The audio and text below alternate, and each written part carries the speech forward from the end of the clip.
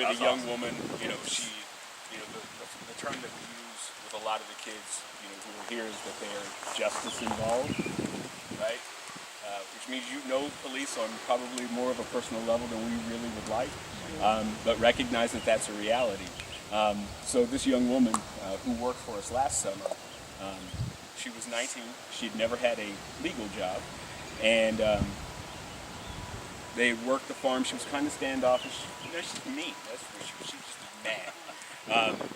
And then the first wave of cucumbers came, right? And so they're like, "Ooh, we had 4 cucumbers." Now there were 200 cucumber plants in the field, but they found 4, and they were excited. And I was like, "Oh, that's great." They're like, "Next week there's going to be so many." It's like, "Oh, you think it's going to take a week? Okay, come see me tomorrow."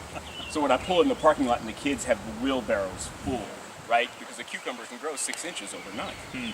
So they have harvested all this stuff, and this young woman in particular, she was carrying the first cucumber that they picked from the day before. She still had it with her the next day. And she carried it with her for 3 days. And I was like, "Daisy, honey, there's more. Like, you don't have to hang on to that one." And she said, "No, you don't understand. This is the first time I've ever accomplished anything. I did this." And a month later, when the Marsh stores here in the area closed and Kroger bought them, they were short-staffed. And so they did a hiring fair. We have a monthly job fair, and they came. And Daisha was one of the young women who went in and interviewed, and Kroger hired her as an assistant manager in the produce department on a salaried position at 19 years old.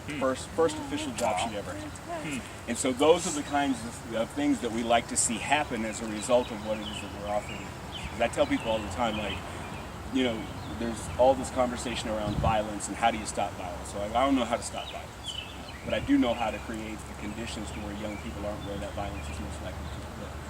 And I also can create opportunities for them where they're too tired to be where that violence is likely to occur, right? The mantra that I use all the time is that nothing stops a bullet like a job.